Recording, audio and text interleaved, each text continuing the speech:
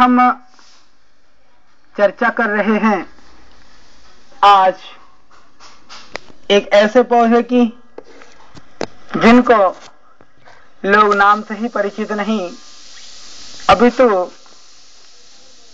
लोग इसके सेवन से हृष्ट पुष्ट एवं नए जीवन की प्राप्ति करते हैं। कहावत ही है कि अनार वास्तव में बीमारों के लिए अमृत है। तो इस प्यूनिका ग्रेनेटम के विषय में करेंगे हम चर्चा। यह पौधा निश्चित रूप से, यह दारिम का पौधा, अनार का पौधा, ये हमारे देश से लेकर के अफगानिस्तान तक और सुलेमान की पहाड़ियों तक, ईरान तक पाया जाता है। काबुली अनार अपने आप में बहुत विशेष माना गया है। हालांकि हमारी हिमाचल प्रदेश में हमने देखा है जंगल के जंगल पूरे अनार के वृक्षों से भरे हुए हैं। वो उतने स्वादिष्ट और गुणकारी अनार नहीं होते हैं, परंतु स्वाद की दृष्टि से ही नहीं, अपितु आप औषधीय प्रयोग की दृष्टि से उन अनार का आप प्रयोग कर सकते हैं।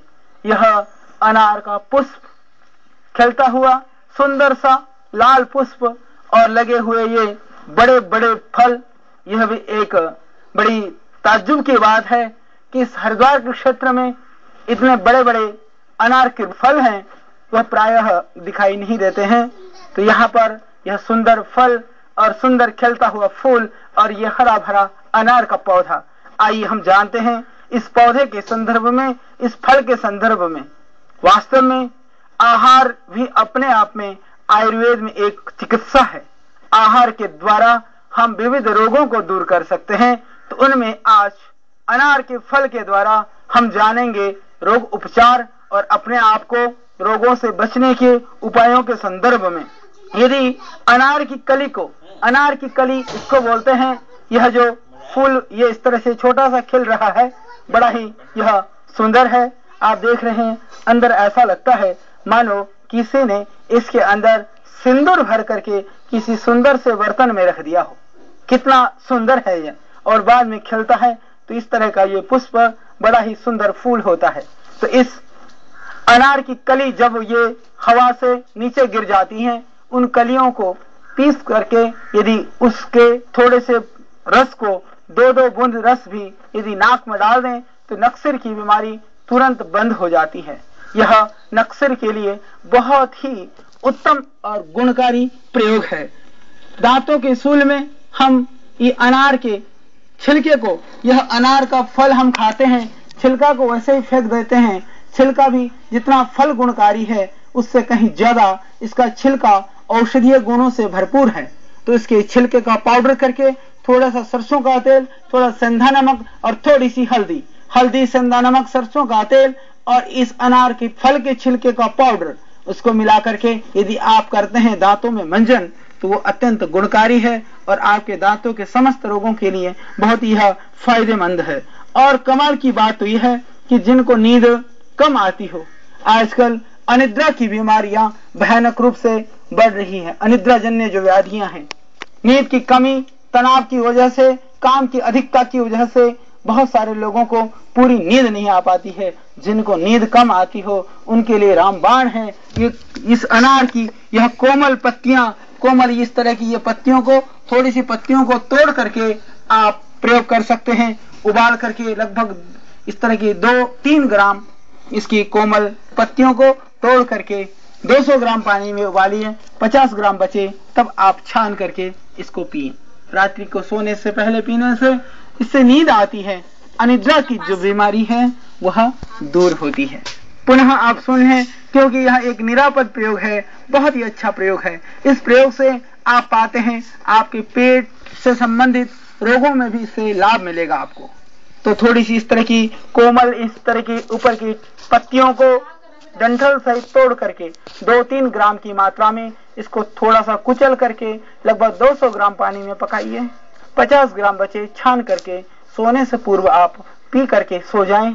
आपको बहुत अच्छी गहरी और गाढ़ी नींद आएगी। इससे अनिद्रा जन्य दिमाग की जो टेंशन है, या जो लोग बहुत ही ज्यादा स्ट्रेस में रहते हैं, उन लोगों के लिए यह एक बहुत ही गुणकारी और दिव्य प्रयोग है। मुंह के छाले के लिए 20-25 ग्राम इन पत्तों को तोड़ करके 400 ग्राम पानी में आप पकाइए, 100 ग्राम बचे छान करके इससे मुंह में कुल्ला कीजिए। कुल्ला करने से जो आपके मुंह के छाले हैं वो खत्म हो जाते हैं। हालांकि थोड़ा सा कड़वा लगता है, यदि आपके पास उबालने का साधन भी ना हो तो इसको थोड़ा पत्ते को साफ करिए, साफ करके फिर आप इन पत्तियों को चबाइए, चबाते हुए पूरे मुंह में घुमाइए और उस लार को बाहर टपकाइए। यदि आप ऐसा करते हैं बार बार तो इन अनार के पत्तों से समाप्त हो जाएंगे आपके मुख के छाले। आप प्रयोग करिए और इसके लाभ को पाइए। यह निरापद है, बहुत ही अच्छा है। कान के लिए भी यह एक दिव्य औषधि है।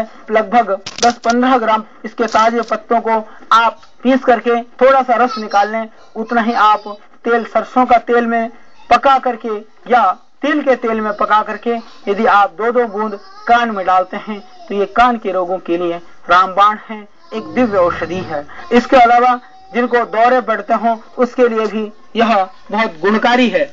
इसके लिए आप लगभग इसके 20 ग्राम पत्तों के रस में थोड़ा सा आप मिश्री मिला करके आप उनको पिला दें।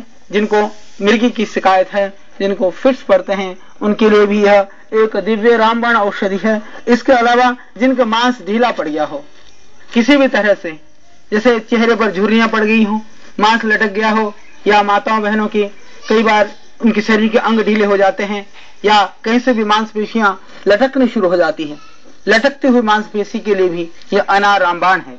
उसके लिए इसका बहुत एक अच्छा सरल सा प्रयोग है। आप इसको क्या करें कि इन पत्तियों को कूट करके लगभग 1 किलो रस निकाल लें।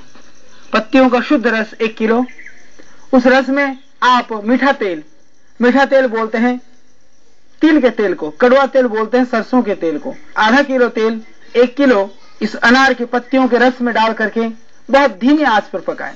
जब सिर्फ तेल शेष रह जाए उस तेल को छान करके तेल की मालिश कर सकते हैं अपने मांसपेशियों में, अपने शरीर में और अपने शरीर के प्रत्येक अंग में, चाहे वो चेहरे में हो, चाहे छाती में, चाहे हाथ की भुजाओं के मांसपेशियों में। आप देखेंगे इसके मालिश से आपकी जो मांसपेशियां हैं वो जो शिथिल हुई पड़ी हैं वो ठीक हो जाएंगी और मांसपेशियों की जो कमजोरी है वह दूर होने लगेगी।